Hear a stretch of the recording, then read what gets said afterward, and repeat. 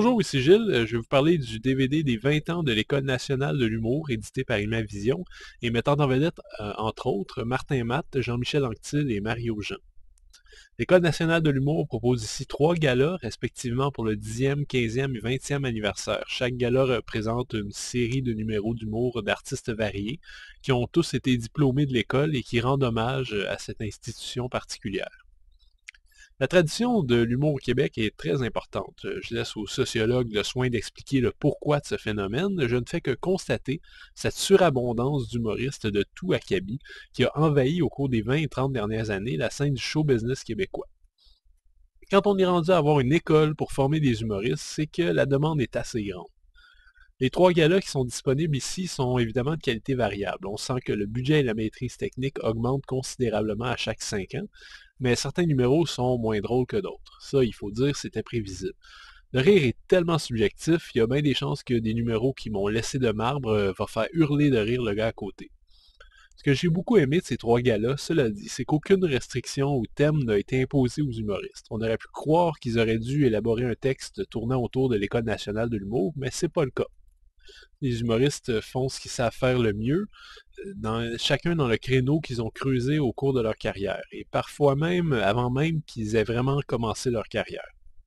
Le résultat est que ces 3 galas, qui durent environ 3 heures ensemble, nous permettent d'apprécier un panorama presque exhaustif de ce qui se fait sur la scène humoristique du Québec. Tous les types d'humour y sont. Le stand-up comique à l'américaine, le monologue classique, le sketch à plusieurs personnages, les personnages débiles, l'humour absurde, il y en a pour tous les goûts. Ceux qui suivent de près le domaine vont peut-être être déçus qu'on ne retrouve rien de spécialement nouveau ici, certains numéros ayant été pris directement des spectacles de certains artistes, comme l'efficace verre d'eau de Dominique et Martin.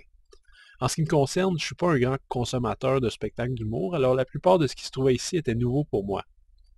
Parmi les points forts, je dois souligner le sketch des Denis Drolet. Habituellement, il me laisse assez indifférent, mais dans ce cas-ci, lors du gala du 20e, ils m'ont bien fait rire, avec des caméos, entre autres, de Mike Ward et en malade mental, et Jean-François Mercier qui joue son personnage de Jean-François Mercier habituel.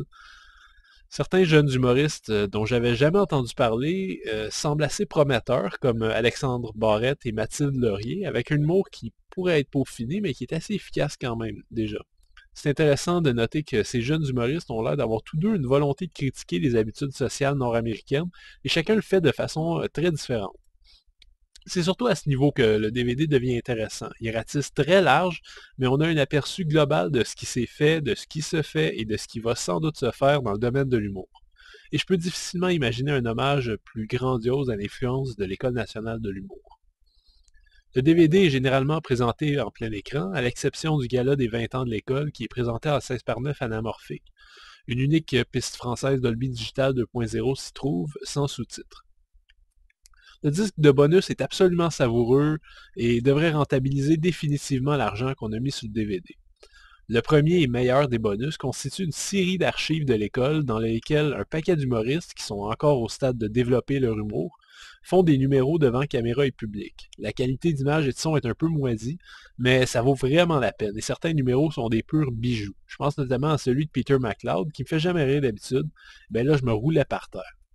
Cette section est extrêmement généreuse et comporte des numéros de pas loin de 25 artisans. Par la suite, on a une section sur les archives de Radio-Canada. On en a un peu moins ici, ce sont des numéros d'humoristes qui à l'époque débutaient et qui ont été diffusés à SRC. Le documentaire Témoignage de diplômés est évidemment une lettre d'amour à l'École nationale de l'humour, mais contient aussi parfois des extraits de vieux numéros de certains humoristes qui sont très intéressants, comme celui de Cathy Gauthier qui avait l'air assez humiliant. Le dernier bonus, c'est l'extrait vidéo de la directrice Louise Richer qui accepte l'Olivier Hommage pour l'École nationale de l'humour. C'était pas nécessaire, mais... Le DVD des 20 ans de l'École nationale de l'humour est évidemment une forme de pamphlet publicitaire luxueux pour l'institution. D'ailleurs, le livret qui est à l'intérieur est vraiment une sorte de dépliant de publicité. Cela dit, les amateurs de spectacles d'humour vont en avoir sacrément pour leur argent. 3 galas, 1h30, 2 heures de numéros d'humoristes qui étaient dans ce temps-là des débutants avant de devenir pour certains des véritables superstars comme Louis-José Hood ou Patrick Huard. Et il y a aussi bien d'autres choses en bonus, en plus de ces numéros inédits. Tout ça fait en sorte de dresser un panorama complet de ce que l'école lègue au domaine de l'humour québécois. Du beau boulot. C'était Gilles. Merci et bon visionnement.